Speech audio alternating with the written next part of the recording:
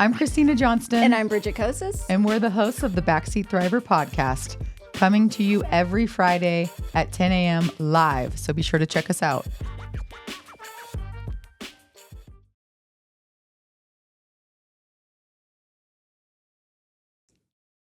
Happy Friday to our Backseat Thrivers. Happy Friday. And happy Valentine's Day. Happy Valentine's Day. The only day of the year you'll see me in red. Red is not my color. No? No. Okay. Yeah, I don't like it. Well, it doesn't look bad on you. What do they say about red? It makes you hungry or it makes you want to eat? You're supposed to paint your dining room red?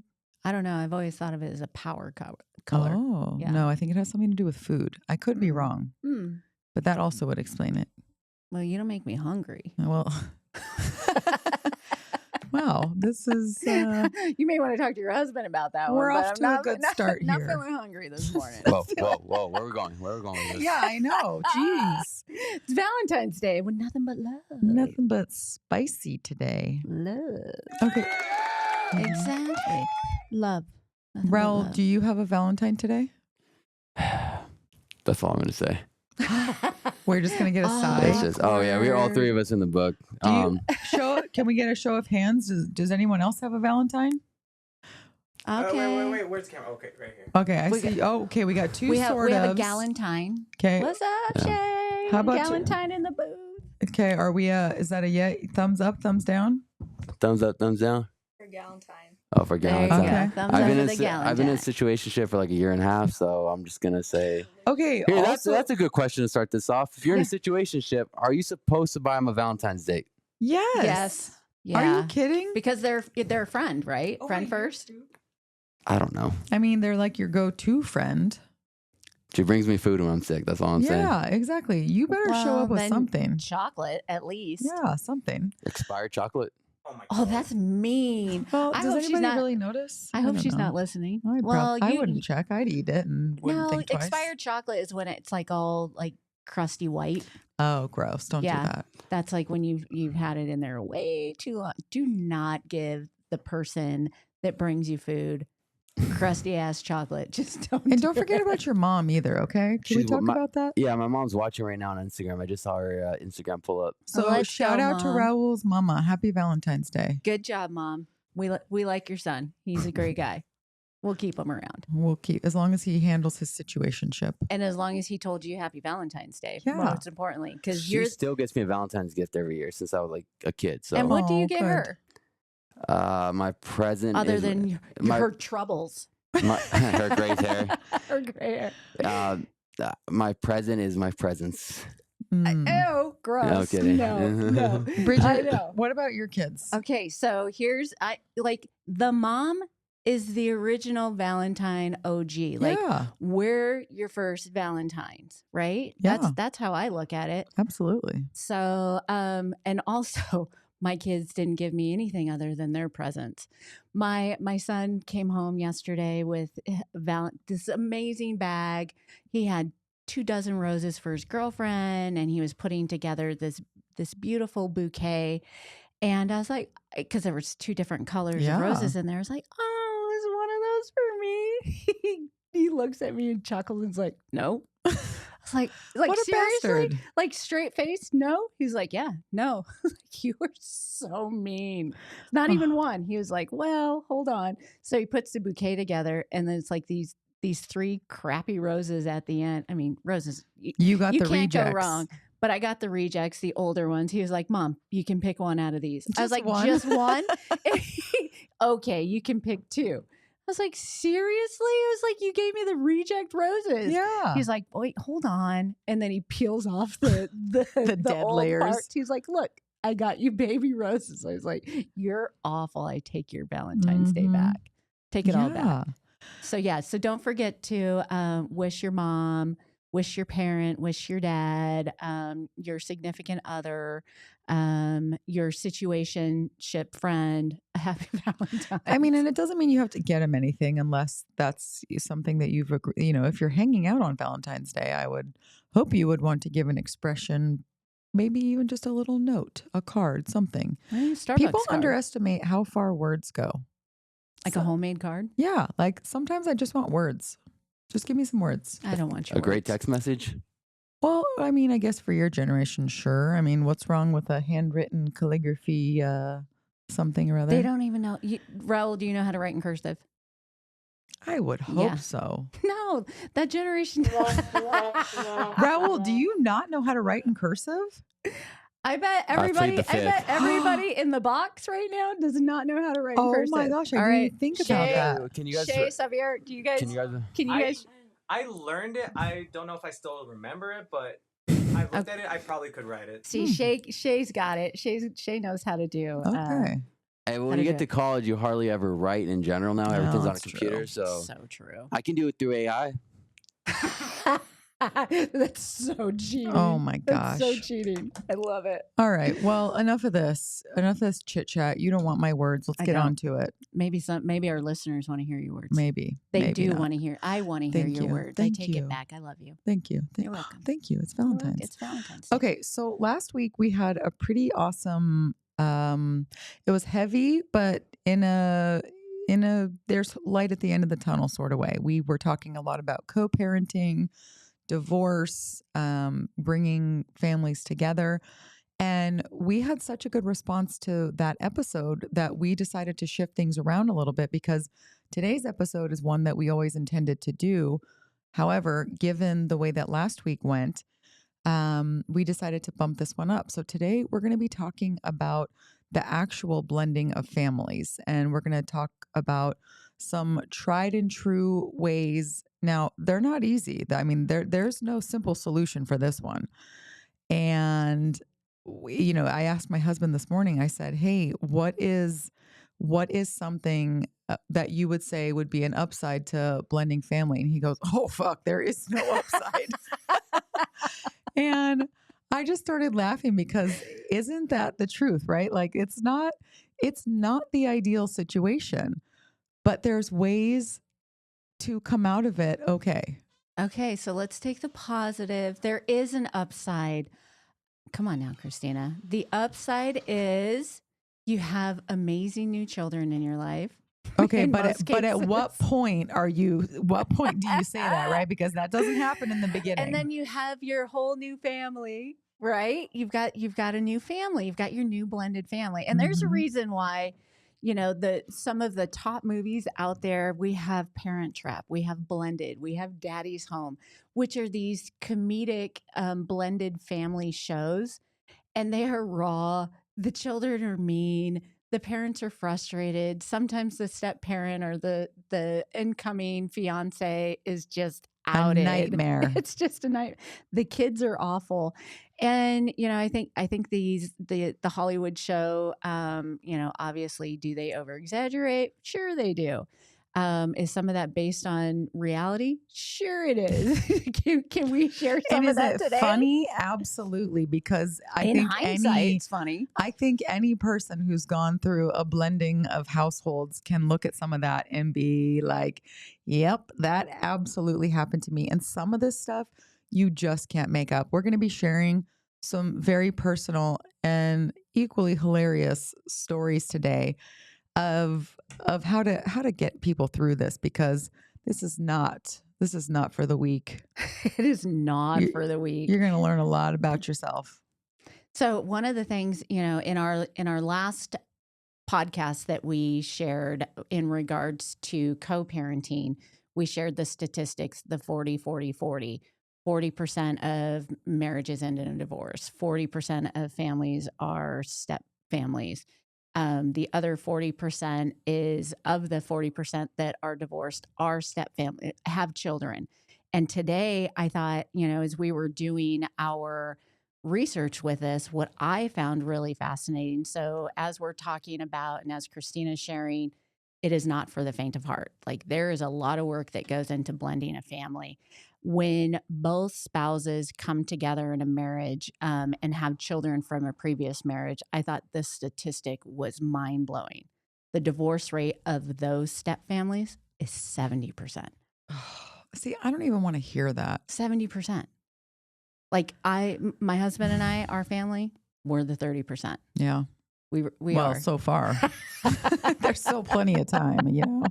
You're not out of the woods yet. The kids are almost out, so now it's just him and I. Now you we're might gonna start realize how much you dating really hate again. each other. Oh my gosh. We had so many distractions these last 20 years. Turns out you're a real asshole. Honey, she has no idea what she's talking about. Oh, I You're was the talking most about you, amazing. not him. He's amazing. I love your husband. He's amazing. Like, he truly is like the most amazing man I know, and we are so excited for this next phase. And Bridget, I know you didn't get him a Valentine, so I know you're saying all this really just to soften him up. So, you know, we get it. Okay, he's great. whatever. He got me a Valentine's, and I just And what did you get love him? it. I got him my love and affection and attention and just all that I can give. With There's my heart and there's a soul. Walgreens on the way home. Be sure you stop there. The Shut Dollar up, Tree's across Christina. the street. Damn it. This is being recorded. This is going to be put out in the universe forever. Can Forever. you shut up? Okay, so in the midst of all of this, so we learned that there are 3 types of blended families. Did you know this? I did not know this. So first you have the matriarchal blended family, you have the neo-traditional blended family, and you have the romantic blended family. Can you guess which one is the least effective?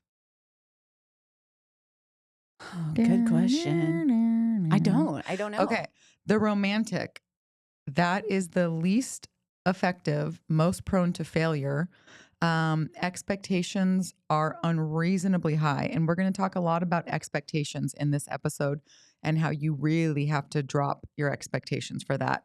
And the resilience in the face of these unmet expectations is very low. So, number 3 type of blended family romantic, don't aim for that. The neo-traditional is the second out of 3. It's a 2. So, you know, let's shoot Okay. for that. All right. So that one is the parents emphasize the quality of their relationship more than their personal preferences. And we're going to talk about this. This is the healthiest because it emphasizes teamwork. It shows that you're attempting to be a united front with the blended family, which is always a great thing to aim for. However, the most successful is the matriarchal step family. So the mother is the emotional hub of the family, and she's authoritative and effective at managing the family, and isn't comfortable sharing parenting responsibilities with her new partner. How Now, is that the most effective? I know, but I think because it's very much a love centric, and that's when you look, you know, when you're talking about a nuclear family, the mom really is the hub of all that, and so you really kind of underestimate in the midst of all of this what all the kids need. So now What's the Neo one again? the neo one is more of like a partnership, and the 2 people really put the emphasis on the quality of their relationship over personal preferences. So it's not so much like, this is how I do it. It's like, this is how we're going to make our relationship front and center and work and present our united front to. I would say that would be number 1. Well, okay. You would think, right? Well, you know what? I think that we could poke some holes in both of these. Okay. I think there's benefits to each. Now, the one thing that I think is the most I think the most important fact out of today. So if you are newly in this situation, if you are thinking about blending a family, if you're maybe just thinking about starting dating again, and it's kind of scary, all of the things to come that you don't really know post divorce. 24 months is typically when blended families find stability and find a routine. So making it through those first 2 years is the most difficult time that your relationship in your blended family will face. Now, I don't know about you, but for me, that is absolutely true.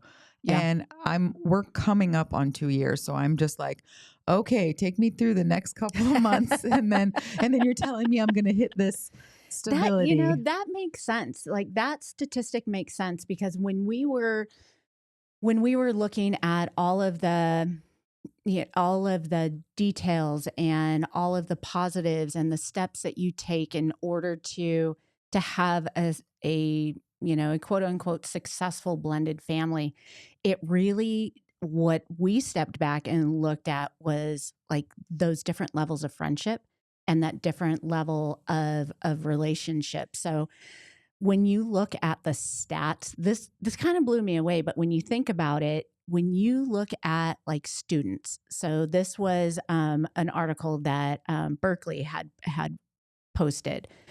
It takes students 43 hours and adults 94 hours to turn an acquaintance into a casual friend. So students need 57 hours to transition from casual friends to friends, and adults on average need about 164 hours. So now let's take it to that next step of for students, and so we're talking students, everything from the age of 18 and under, friends went from casual friends to good friends or best friends take about 119 hours. And for adults, an additional 100 hours to make that happen. Oh my gosh, that is ridiculous. Think about that. So think about that. If your blended family, if your parenting schedule is a 2-2-3, right? So you have 2 days during the week, you're alternating the week, and then you're alternating your weekend. So, you have let's just say this week, I have my kids on Wednesday, Thursday, and then I won't see them again until Monday, Tuesday. So if you just think about that, they're at school all day, you're at work, you get them home, you probably have, by the time you get them home from work, and now let's include homework, dinner, if your kid's in after school sports, now shower time, bedtime, you maybe got 2 quality hours with them. Maybe. So 2 quality hours. So now you've just had your kid for 2 days. And that blended family, that other parent, those other kids, you guys just had 4 uninterrupted hours together within 2 days because you have all of the chaos and all of the busy work that happens between that. So when you think of 119 hours, you only got 4 in 1 week. That's absurd. I mean, no wonder people are only friends with people they work with. And you love them or you hate them. And not even that. But and it's funny because this is one of the episodes we have slated for the future is how to make friends as an adult. Yeah, let's try and make friends with our kids first. But I think that says a lot. So as a step parent or, as a family getting ready to blend your families, like think about that. Just step back and think about 119 hours to become besties.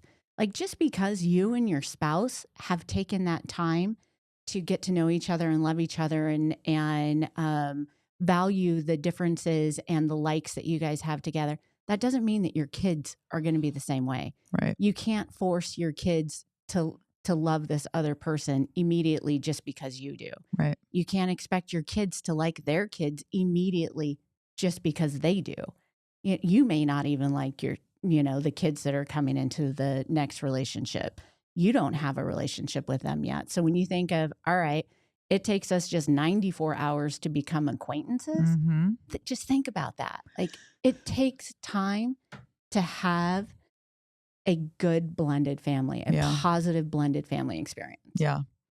Well, I mean, I know that you have a million funny stories, but I think the biggest thing that people going into this situation need to know is you have to get your expectations in check. Absolutely. Because I will tell you, the first time I met my stepdaughters, they were so stinking sweet, darling.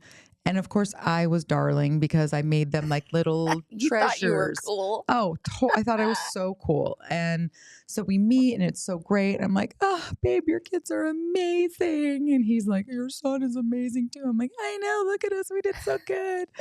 And then, it's great. It's great. It's great. And then this is from the girls' mouths. They're like, oh, we thought you were great until we realized that you weren't going away. So I was like, of the mouths of babes. Truthfully, Honest, right? So man, be ready to get roasted. Well, and I do remember, and so naive at the time, thinking like, oh, I got this. I'm a cool girl. I can relate to 16-year-olds. Like, I got this. And you're old. I did not get this. I did not got this. it was rough. So here's what we're going to do. We're going to take a quick commercial break. And when we get back, we're going to jump into some of the things that worked the best for us. Some of the things that are out there, we can poke a few holes.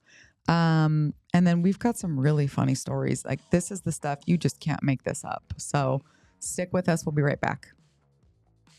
My heat and air were in a state of disrepair. My drains were clogged. I was really in despair. So I called some guy. You've never seen such a mess. And every time he leaned over, well, you can probably guess. Now I get it done right by Picture Rocks Cooling. They're neat and clean, peachy keen. Really no fooling. Got a problem? Just call up and help is coming.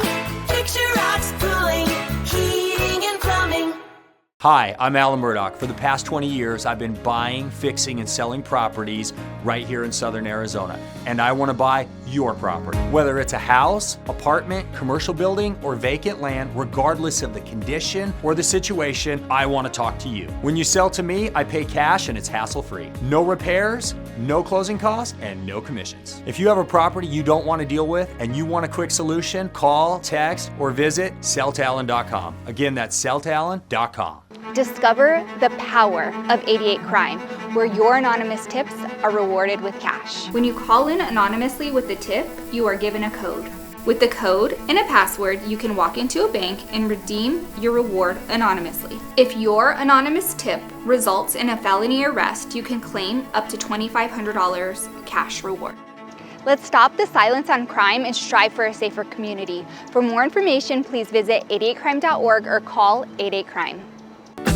Copper Creek Cookies, Copper Creek Cookies, coppercreekcookies.net. We can print anything on our soft vanilla logo cookies. We deliver them and other sweet treats locally. We are located at 4249 West Ina Road, Suite 121. Call us 520-300-1131. We bake smiles. Copper Creek Cookies, Copper Creek Cookies, coppercreekcookies.net. You're listening to the Live the Dream Media Network, Arizona's premier live podcast studio and online radio. All right, we're back. Are you ready to get personal? Let's do it.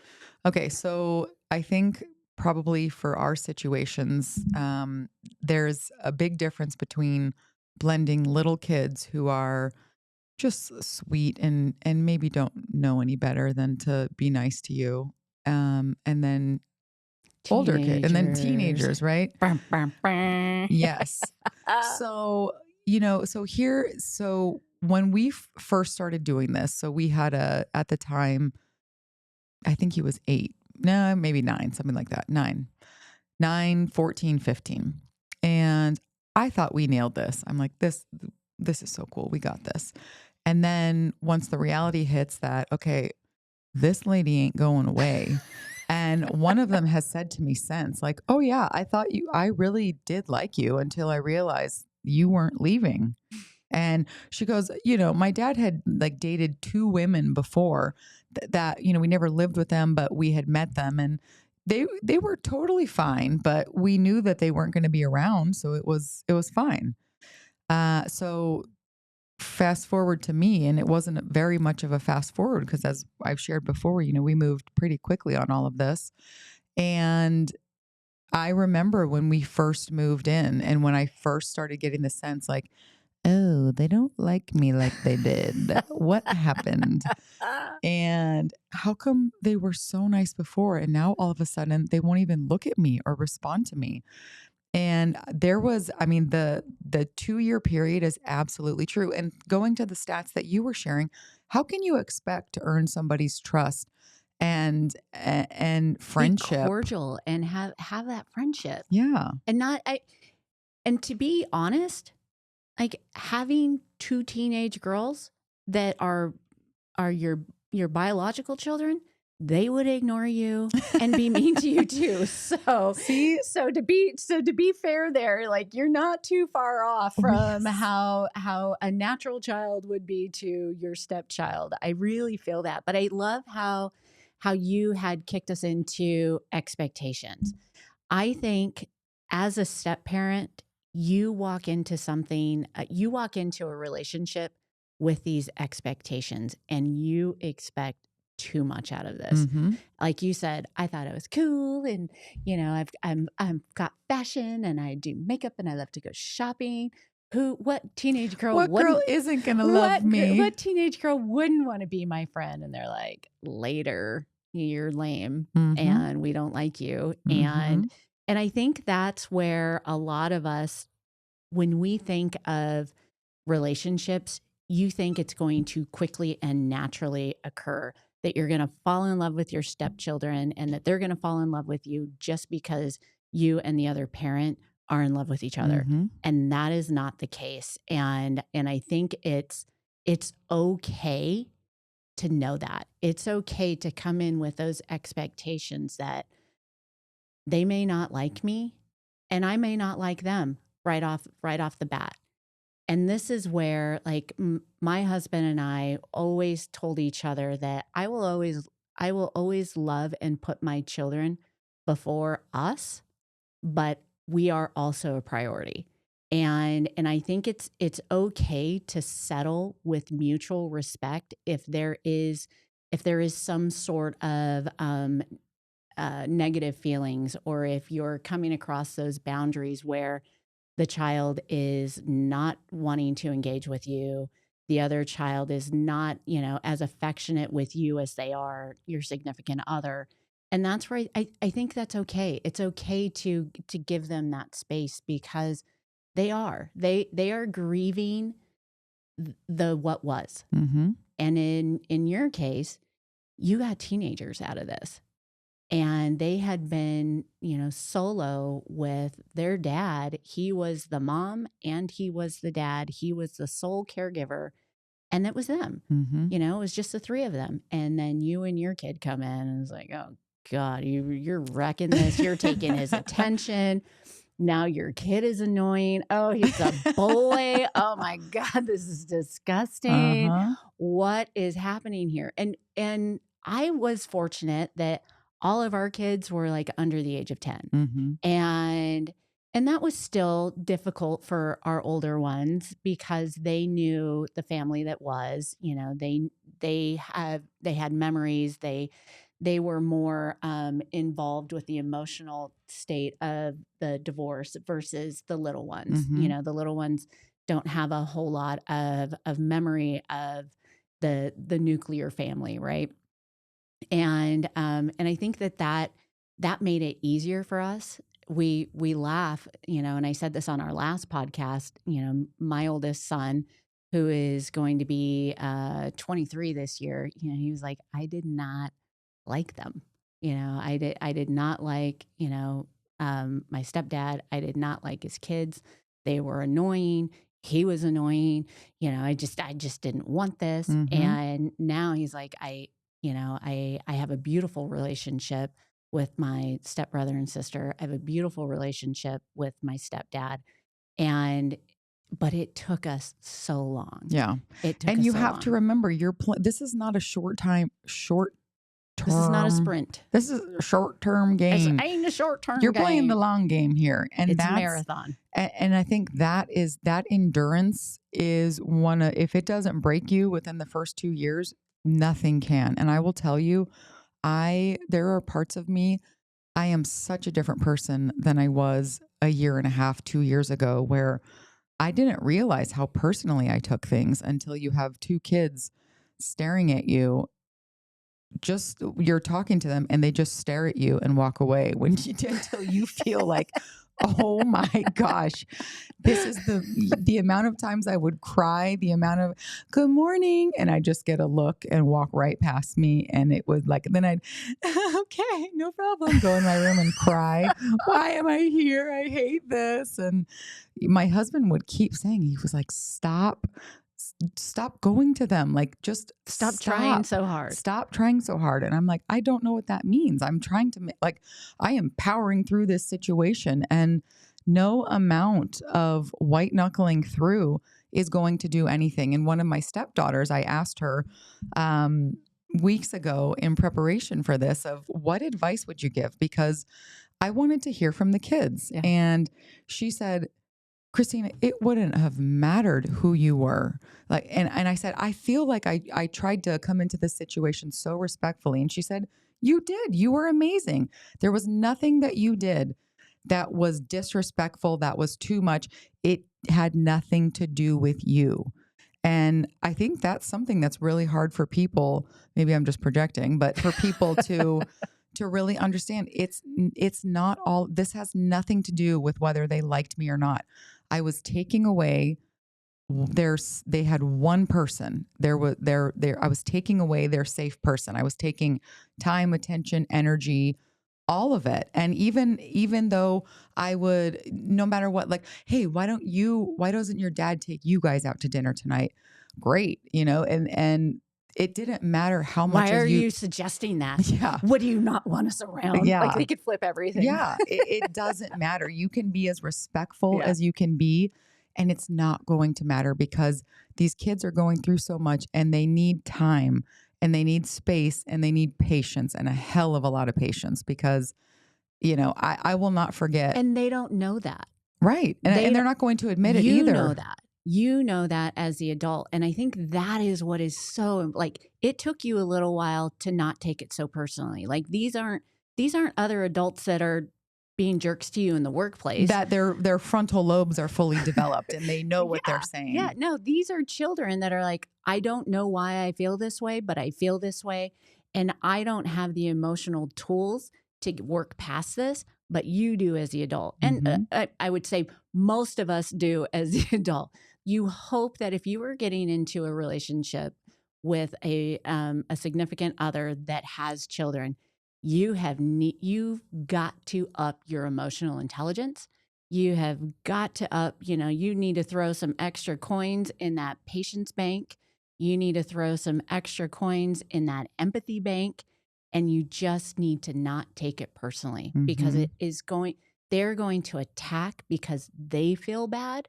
They don't know why they're feeling angry at you. They don't know why they're upset with the situation. All they know is they don't like you. You're the focal point and you can't take it personally. It's not their fault. And that's where when we were talking about this, as you mentioned, you asked your stepdaughters, like, what could we have done? What could we have done? I was asking my son last night, letting him know, like, hey, we're going to do this podcast tomorrow. What tips, what tricks, what positive, what negative experiences do you remember with all of this? And or positive experiences.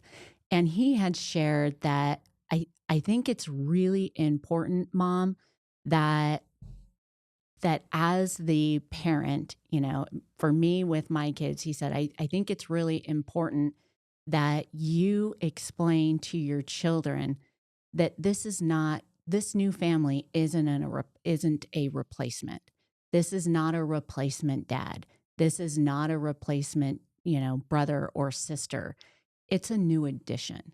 And he said, I think a lot of families, he said, you guys did an amazing job. And all I remember is positivity and lots of love. And he said, but I have a lot of friends that have gone through divorced families and are blended families. And he said that one of the focal things to identify is this is not your dad. This is not a replacement dad. This is a parent. This is a new parent in your home. This is not a replacement brother. This is a new friend. And when he said that, that really resonated. And that's how I feel my husband and I did it, that, hey, I am not taking the place of your mother. Your mother is amazing and I love her. You love her? Do you love her? Yeah, I love her too. Well, why do you love my mom? Because she's your mom, and you love her and she treats you kind. And I'm never going to replace your mom. I'm the mom of the house because of my kids. I'm the parent here. I'm the female figure here. And I'm here to be your friend. I'm here to help you with anything that you need. I'm here because I love your dad and I love you. You love us. And they were younger. They were so much younger. And so, you have to relate to your child at their age that they can digest the information. So if you're telling them, well, I'm not going to replace your dad, I'm not going to do this, and they're 3, really? Come on now. But when you look at those types of conversations, I think it's so important that these are not replacements. These are new additions. That's so beautifully said. And I think it's exactly what you just said, meeting the kid where they're at. Like what is age appropriate for them in that moment. And one of the things, once I was able to let go of, and there's a lot of humility that you need to have checked here, because exactly as you said, it is going to be humbling how much shit is thrown at you and how you receive that, because it's hurtful and it makes you feel like crap. But why does it hurt? Exactly. Because you have these unrealistic expectations. Exactly. And so meeting the kids where they're at. So in the beginning, when my husband would say things like, all right, guys, we'd be having a great, maybe we're all sitting around playing cards, everything's going really well. And it would just take one little thing to flip that switch. And it'd be like, okay, now we're going to go have family dinner. And it was like all of the kids would whip their heads around. This isn't our family. This isn't a family. And the hurt, I'd be like, I felt like everything was so good, right? You can't expect that. And so once I kind of let that idea go that this is just going to go perfectly, I would play into it with them. Like, yeah, no kidding. This is definitely not a family, like not one I would pick. Or, the more that you can get on their level and they joke with them. Yes. And they don't feel so, come on, Dad, what are you talking about? Right. And in my head, I'm like, okay, so the word family to them, and rightfully so, the word family to these kids in this moment is a trigger. And I'm going to go with that. So anytime it would get brought up and it was the second that I would start playing into this and like, okay, guys, no. And I would say to my husband, do not call this we are not going to family dinner. This is a legal unit dinner that we're going to. And once you just take away some of that emotion and that high sensitivity to certain things, I found that these kids, in the same night, one of them was saying, oh my gosh, well, if anybody looked at our family and thought that this kid, whatever. And I'm just sitting there and the family word. They dropped the F word. They said the F word, right? And I'm looking at my husband like, did you just hear that? And so true. I mean, I would say that is also one of my biggest pieces of advice as the adult. And, we talked a lot about that. You are way more equipped to handle this. Bring humor into it, bring lightness into it, and you will get there. Like I'm not, in this last 2 years, I'm not working on the relationship that I want right now. I'm working on the relationship that in 10 years that I want to have with these kids, because they will be old enough to look back and say, you know what, you hung in there with us. It wasn't always easy, but like looking back, wow, that was kind of cool. And I'm not expecting that, but that is my goal. And so I think that's so important. When you are there were 2 paths that my husband and I took over the years. It was the alliance with a stepchild.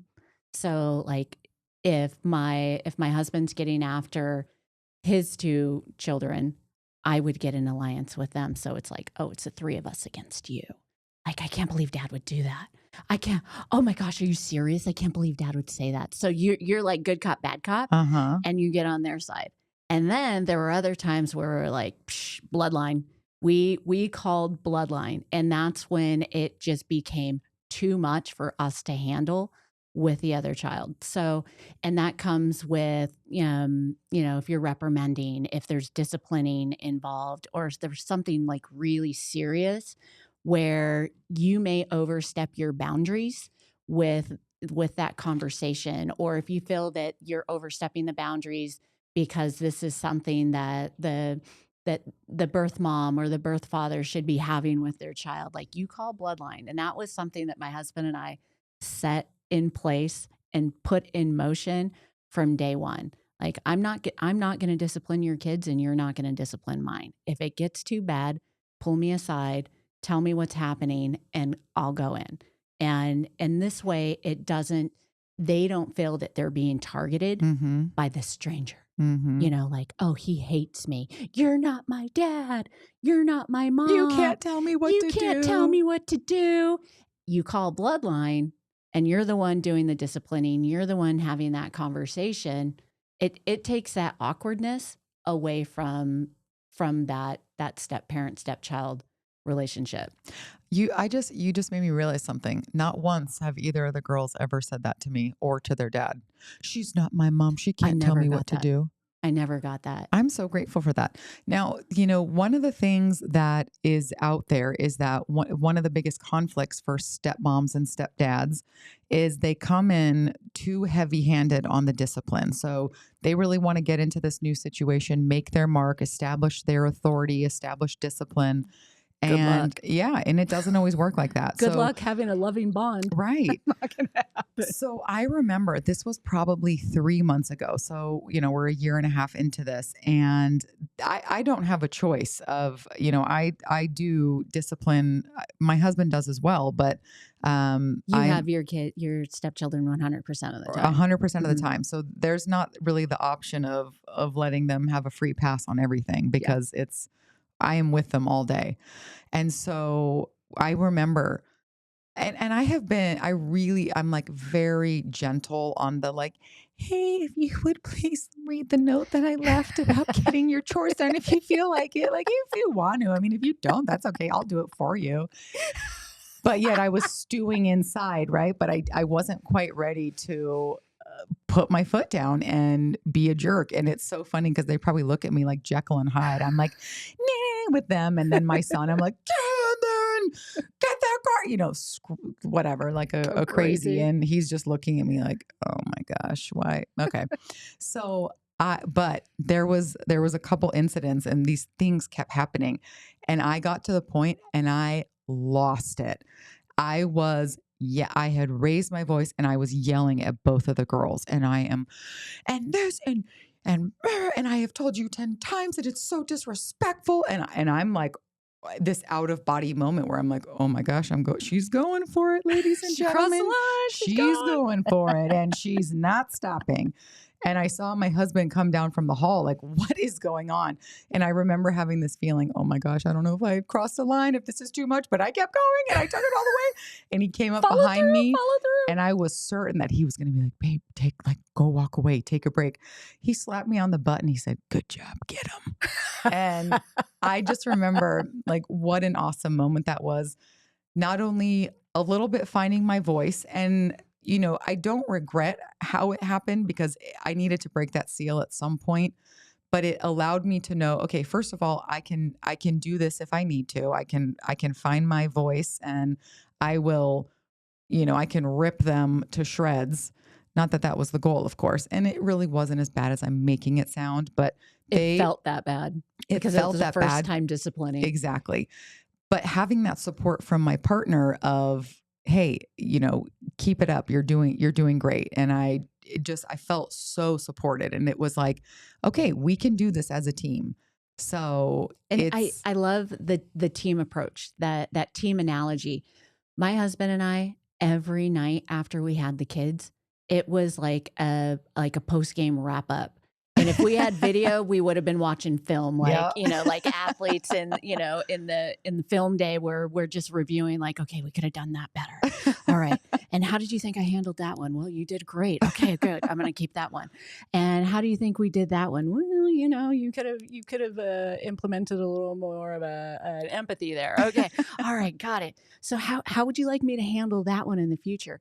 There is so much communication that needs to be had when you are blending a family, that it's ad nauseum. It is during the day, it's when you wake up in the morning, it's at night, and it's not only are you communicating with your partner about, okay, how did that work? Okay, did you see the two of them getting into it, and how do we intervene? How do you want to do this next time? Because it's going to happen the next time. And just having that open discussion. And I think one of the things that my husband and we shared with each other is, hey, be honest with me. Be honest with me. If you feel that I am babying or I am taking sides more than the other one, reel me in, because I think you do that naturally. I think you do that naturally with your own kids, that you're a little more compassionate than you are with somebody that's not your blood. Mm-hmm. And we made it such a like it is our goal, it is our expectation that we treat you all equally. And that's hard to do when you have different age groups and you have different genders in the family. But at the end of the day, if one is getting one type of treatment, they all need to get it, especially obviously Yep. positive treatment, right? Like if you're going shopping and you're buying a shirt for this one, well, then the other two or three need to get a little something, because now you're putting more attention on this than you are the other ones, and they feel left out. The politics of It's parenting. so political. That's so true. But that is where, having that equal attention, having that equality amongst your family, that, hey, if chores are implemented and you've got a 16-year-old and you have an 8-year-old, that 8-year-old better be doing chores when you're telling the 16-year-old to be doing them, Yeah. right? You may not give your 8-year-old a bottle of bleach and go clean the bathrooms, but they can take you spray the pledge on the rag and have them dust, and, or they can do the mirrors or something like that. But everybody is doing the chore. Mm-hmm. Everybody is doing the task. Everybody is engaging with the dinner. Everybody's here. So you're doing this equally. And it's easier said than done. It is. 2 years in, and I'm still not quite there. So It's easier said than done. Parents, it is a long road, and remind yourselves you are playing the long game here, because those gains at the end will be so worth it. I think, the other piece that I would suggest is traditions. And I'm curious what some of the things that you did were, because I know it's really hard when a family breaks up and you've had all those old traditions. Well, it's time to start new ones. And so starting small, I mean, the smallest, stupidest thing, but that's your tradition, that you eat hot dogs on a Thursday night while watching whatever, whatever that thing is. I think that's really important, because you're creating those memories for the future. And if you recognize, and if you have the emotional intelligence to step back and just say, hey, I had my childhood. What I'm doing now is shaping the childhood for these kids and what they're going to take with them when they're grown adults with their own families, and say, oh my gosh, my stepmom and stepdad used to do this with us, for us, whatever. That's really building healthy memories. And so the communication, the humility, the traditions, the discipline, it is all communication. I don't know why I'm sitting here like That's this. the like, communication. yes. But I think I love the new traditions, but I also, if there is something that your kids loved in your life that you had prior to your blended family, you need to find a way to either bring that into your new traditions, or you need to find a way to break out. And that is something that we found so incredibly important. We had 4 kids, and, we had joint custody. We, on my side, we had an alternating 2-2-3. On my husband's side, they had 5 on, 5 off, and they had set days of the week and alternated the weekends. So we were lucky in the sense of, on one week, we had all the kids on all the same days of the week. And then the following week, we had just my kids on 2 days, just his kids on 2 days. And then we had our weekends where it was just him and I. And you kind of got the best of all of it. We got the best of all of it, where we got to blend them all as a family. And then they had their one-on-one time. And that one-on-one time, I felt, was so incredibly important to continue with that, and to have that breakout time with your kids, either just you and your bloodline, or you as an individual with the individual children. And we still do that to this day, where I have one-on-one time with my sons, and he has one-on-one time with his kids, and then we get one-on-one time with our stepkids. And having that breakout time was so important. And it could be deep conversations, or you could just be talking about, what type of sprinkles they want on their ice cream. It was their time, and it was your time to bond with them. And I think a lot of families forget to do that. Even in your immediate nucleus, your undivorced families, I think that's important to do there too, is to have that breakout time with your kids and to just sit there and enjoy them. And it doesn't have to be a sleepover. It doesn't have to be a night. It can just be take your kid out for ice cream, take them out early, from school, or take them for lunch and then bring them back to school. You can Those do little these moments things. mean a lot. They're so important. Hmm. And another thing that I had written down is I think it's really easy to underestimate the importance of realness with your kids. They've been through something that a lot of adults couldn't handle. And so they get automatic points for that one. And I think that they've earned a sense of realness with you in those conversations. And I make it a point to be really open about that and be like, okay, so tell me what sucked about this month, and the girls they can really articulate themselves, because the kids, when they have something heavy weighing on them, if they choose to share it, it's usually incredibly insightful for the adult, because you're not always thinking the way that the kid is thinking.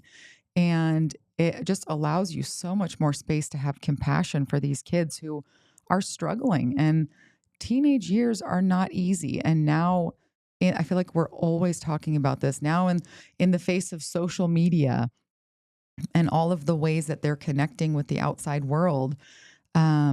It's so important to get that piece right and let them know, like, hey, I'm not sitting here trying to act like everything is perfect and fine. Today sucked, and let's talk about why it sucked. And like, we're both feeling like that, and you hurt my feelings this way, and I'm sure I hurt your feelings this way. And then what do you know, Bridget? You walk away from that conversation and everyone is feeling so much happier and so much better about that really uncomfortable day that you had, and how crappy everyone's attitudes were, and how mouthy and passive aggressive we're all being. Because when you're living together, everybody's, you know the tell, right? Like I know when each of the girls is in a bad mood. It's very easy to tell. Same with my son. And just giving them space for that. And they've earned it. And just as quickly as you acknowledge the negative, acknowledge the positive. Mm-hmm. I think we, just as a society, we forget to be grateful for the things that we have and acknowledge the positive of the day. Like, hey, that was really good. Like, you don't have to make it weird. Like, don't be weird about it, Christina. Like, I know it was a good day. Okay, got it. Yeah. And I think another thing that goes a long way with blended families is really respecting those individual differences. Like, they are not going to be the same. Mm-hmm. They are not going to have the same personality. They are not going to have the same preferences. And you need to respect those individual differences and really understand their boundaries.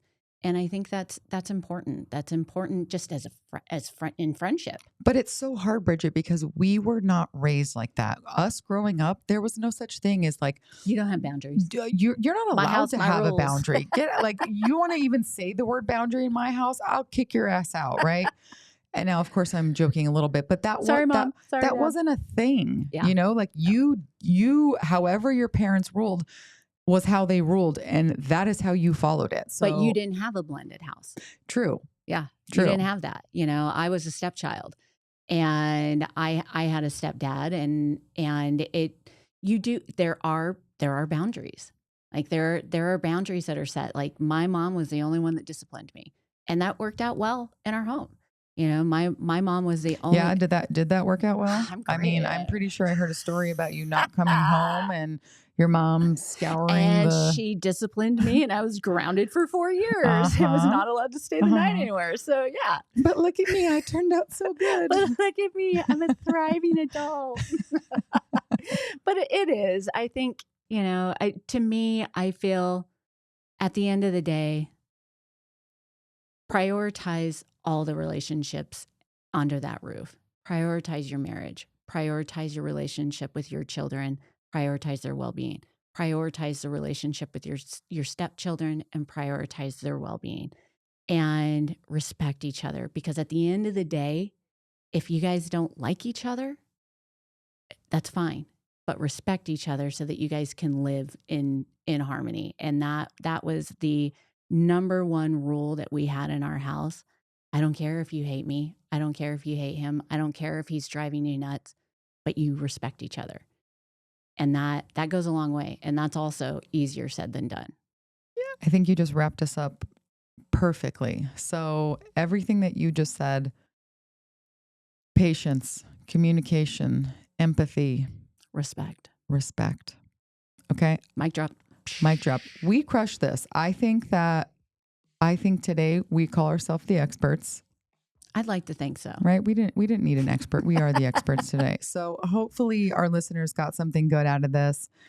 Share this with a friend who might be going through this, a mom or dad who might need a little pat on the back, because this step parenting stuff, it is no joke. Share with us your thoughts. Share with us your thoughts on Instagram, on DM us, or put a thought or a message in the Spotify app. Next to your 5-star review. Next to your 5-star review. But I think anything that works for you, share it, communicate it, let your friends know that I think we are more quiet about what works and are more vocal about what's not working. So share with your friends and family about the tools that are working for you. And we can't wait to hear your traditions and the individual positivity that you bring to your blended family. Absolutely. Be sure to check us out on backseat.thriver on Instagram. As always, thank you, LTD Media, for the amazing studio and platform. And we will look forward to seeing y'all next week.